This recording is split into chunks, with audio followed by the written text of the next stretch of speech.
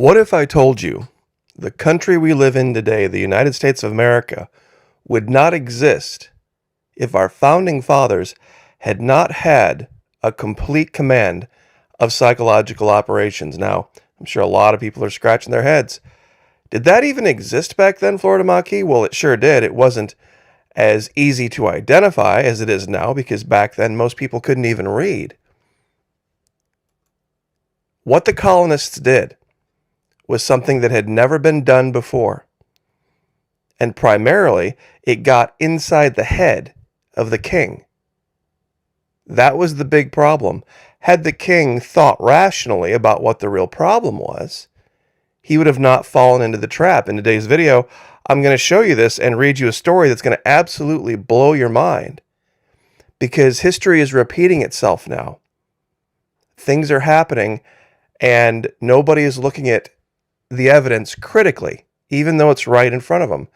The King of England reacted emotionally, not with thought, when the colonists rose up. And this has to do with the story of the Concord Minutemen. Thank you, though, to everyone who's joined us over at the Florida Maquis Patreon channel, where we primarily talk about psychological operations. And we're going to do a full breakdown of this over there, too. Here at YouTube, we have to, of course, remain PG. But over there, we can show the real deal. We can show everything and not have to worry about what somebody's going to say about it. If you'd like to join us over there, it's only $1 US per month, even less if you sign up for an entire year. Fully refundable first 90 days, so no risk to you. And trust me, this is something you're definitely going to want to get read in on. Because once I show you today's video, you're going to absolutely sit there with your jaw on the floor. Because there's a story that I'm sure a lot have heard, but they haven't really thought about it. Because once people start talking about the revolution, they get all misty and patriotic and get caught up in their emotions, and they don't think about things critically. Here's a story back from Patriot Day about the Minutemen. Battle of Lexington and Concord. Individually and collectively, the Minutemen of Massachusetts played important roles in the beginning of the Revolutionary War. The life stories of these people help explain how they came to oppose their government and propose violent struggle. Now, wait until you hear this. Ready on short notice. The American militias established in the colony of Massachusetts were based on an English militia model. Every man over age 16 was, you ready for this? Required to join and bring his own weapon to the mandatory musters, training meetings. The governor had total authority over the groups. Now imagine today if that were the case. That sounds an awful lot like a draft. It sounds an awful lot like a draft of minors, and they have to bring their own weapons. The governor had authority over the groups. As European settlers spread into Native American territories, conflicts increased. You see, while the colonists were actually taking property away from those who had owned it, they were complaining about the king taxing them. To increase the colonial fighting unit's flexibility, power was decentralized. In 1645, company commanders were ordered to appoint out and to make choice of 30 soldiers of their companies in 100. Every company of 100 had 30 that were called Minutemen, who shall be ready at a half an hour's warning upon any service, they shall be put upon by their chief military officers. Now imagine that in the modern world. You got a group of 100 guys, you pick out 30 and say, okay, you 30? At any point in time with your weapon that you've provided at your own cost, you have to do whatever I say whenever I say it, no matter what. You see, we talk about freedom and liberty in this country. It's like, wow, that doesn't sound very, very much like liberty since it was a requirement that everyone over 16 join. By 1756, the designation Minutemen appears on a payroll document, but it was not until 1774 and the establishment of the Provincial Congress that the Minutemen, as we remember them today, were formed. Loyalty to the colony. Many of the militiamen were veterans of wars against the French and Indians. In those earlier battles, you ready for this? This is the craziest part. They had fought in the name of the English crown. So they got their military training from the people they were now turning against. But their true loyalty may have been toward their own colony. Minutemen like Lexington's Ebenezer Locke were third or fourth generation Americans and therefore somewhat removed from their British roots, but the British were financing those wars. The French and Indian War was a British war. They're the ones who sent the muskets. They're the one who sent the ammunition and the uniforms and paid for the food and everything else. Democratic guerrillas. 77 members of the Lexington Training Band stood together on April 19, 1775. Most were over 30 years of age, and 20 were veterans of this French and Indian War, where they learned the guerrilla tactics that would come into play defending their town. Their captain, John Parker, was one of those veterans, a 45-year-old farmer and father of 7. Although others were more experienced in military combat and had held higher ranks in earlier wars, Parker was democratically chosen to lead the company, perhaps for his calm demeanor and sound judgment. Now, does that work in our modern military? Anyone out there who's been in the military, down in the comment section, do we democratically choose who the sergeant's going to be? Who the platoon leader's going to be? Is that how it's done? Democratic? Whoever, we're going to get together with the platoon and we're going to figure out who we like the best and that's who's going to be in charge.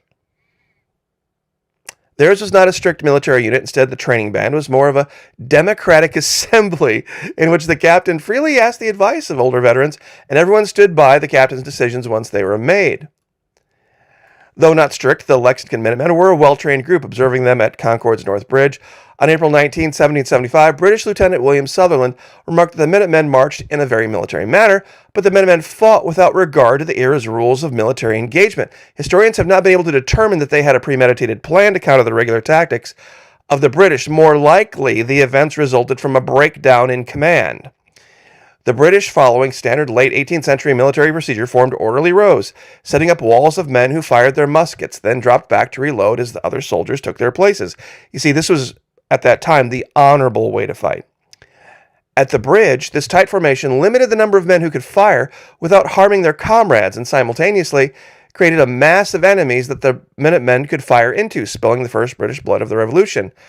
On their return march to Boston, encountering the irregular tactics of the Minutemen, the British kept to the road. It was the fastest way to get out of the danger zone. Ruthless improvisers. Now, if this isn't a psyop, I don't know what is. Fighting for their homes, the Minutemen were ruthless and improvisational. They hid behind stone walls and buildings to fire at the British. At one point in the British flight, Noah Eaton of Framingham found a redcoat in his sights. Quote, "Surrender or die," he commanded, pointing his gun for emphasis. The regular, in the middle of reloading his musket, handed it over and was taken prisoner. Eaton did not mention that his gun, too, was empty. Imagine doing that with an empty musket. Here's a guy who's halfway ahead of you in reloading, and you just decide to convince him by just aiming the weapon and through the command phrasing of your voice to surrender. Because he would have assumed you would never do that if you didn't have a loaded weapon. Rejecting British authority, the Minutemen were quite simply, Americans born in New England. Vast distances of time and space made British authority more of an abstraction than a reality to them. Aside from trade regulation, probably the most important government service they required was defense against the Native Americans from whom they were stealing land and everything else. Once even that function was self-regulated through the creation of local militias, British taxes were perceived as more and more burdensome without any clear benefits. By April 1775, the Minutemen were spoiling for a fight. Psyop 101, ad hominem tu quoque, claiming the argument is flawed by pointing out that the one making the argument is not acting consistently with the claims of the argument.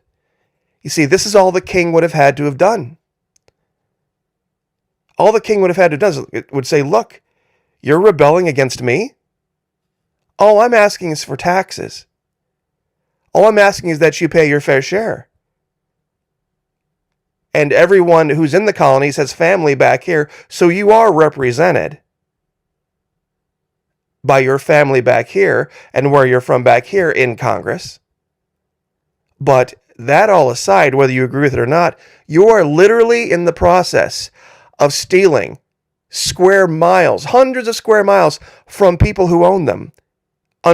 You are literally conquering them under the force of a weapon and under the British flag.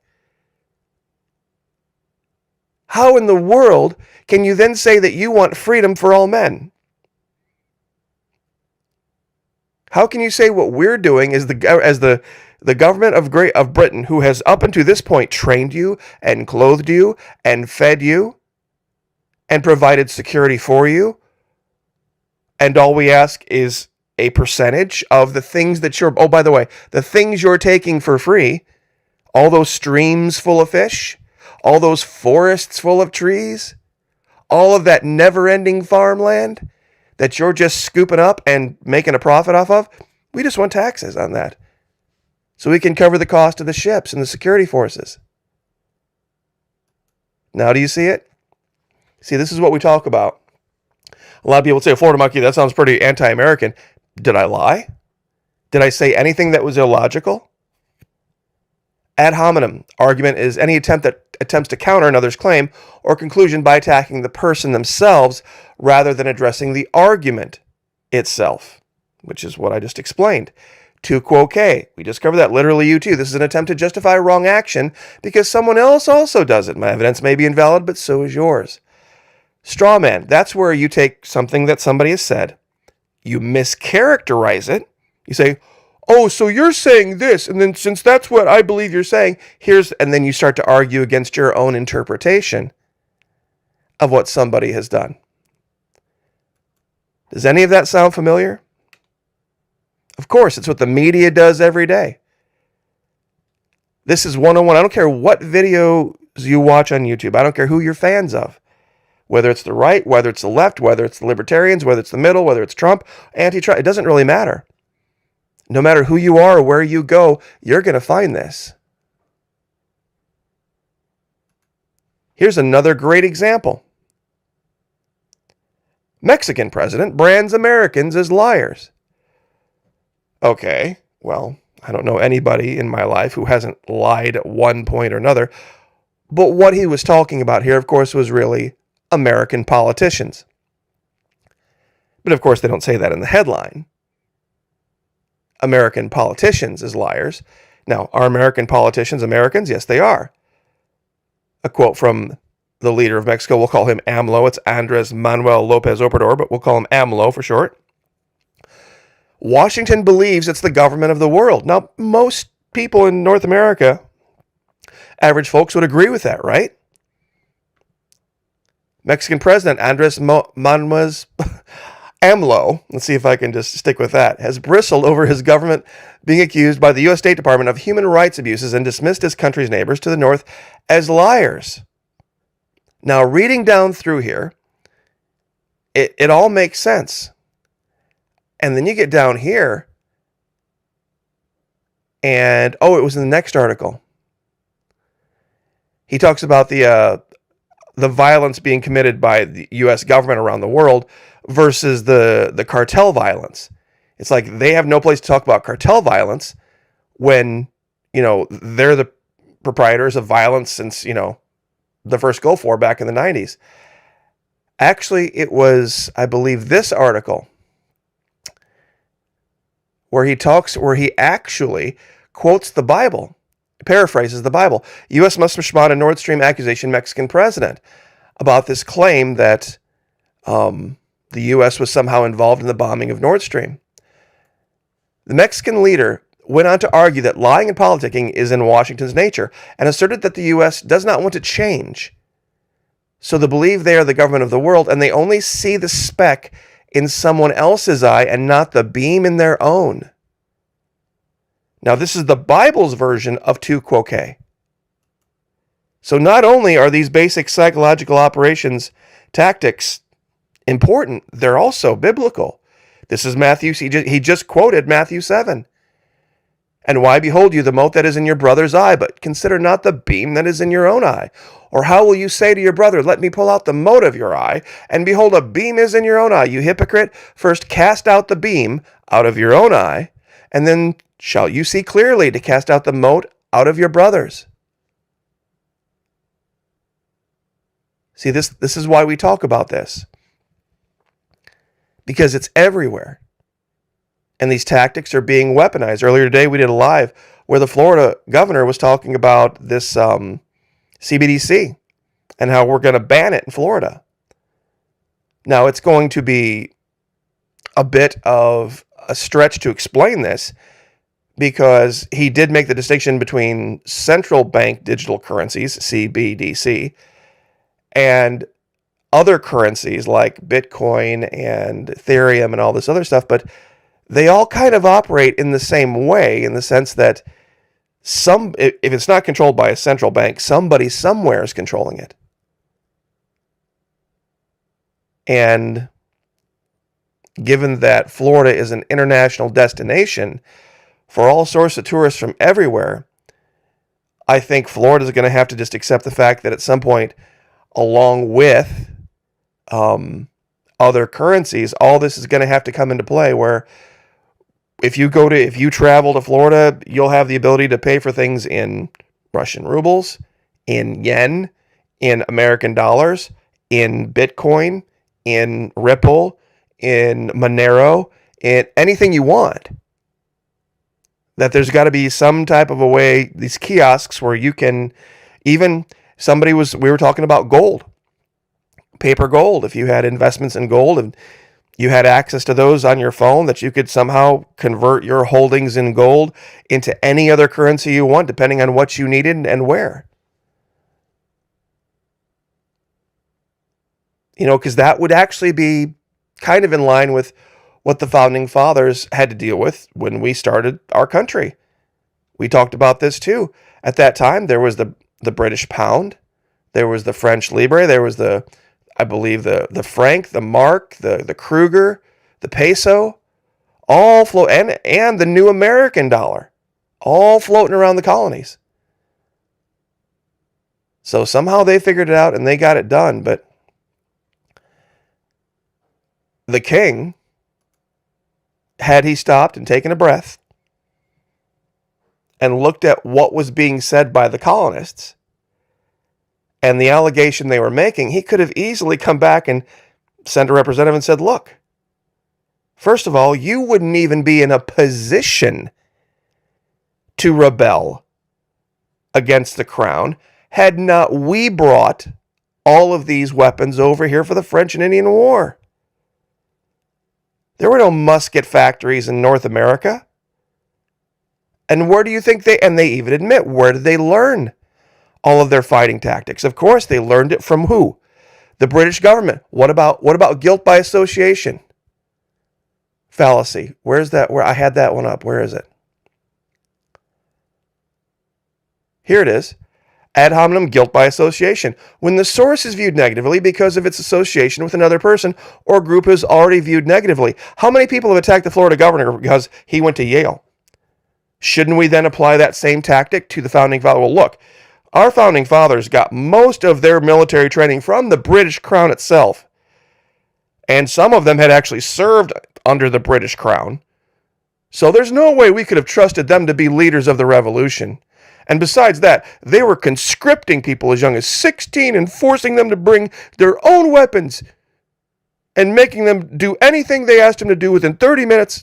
That doesn't sound like freedom and liberty to me. Shouldn't we be doing that? Talking about the founding fathers in that context? A lot of people didn't realize that not everybody who was fighting in the war, the Revolutionary War, was doing so because they wanted to. Many of them weren't even asked. And some of them were, as reported, 16 years old. And I'm sure there were some younger. So here's another great guilt by association thing you can do when taken out to the absurd. Deadly facts about water. 100% of all people exposed to water will die. Water is the leading cause of drowning.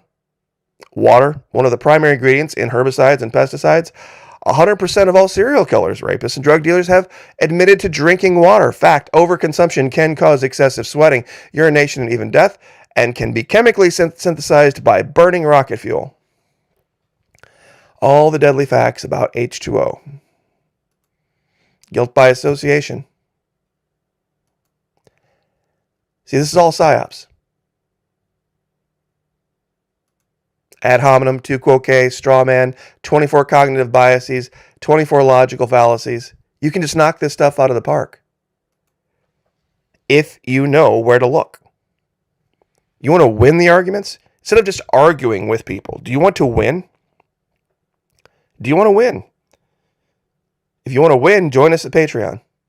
If you want to continue just going back and forth forever and ever and ever and ever on Facebook or whatever, to the point of nausea, don't take the training. But if you like the training, the 24 cognitive biases, the 24 logical fallacies, it's only $1.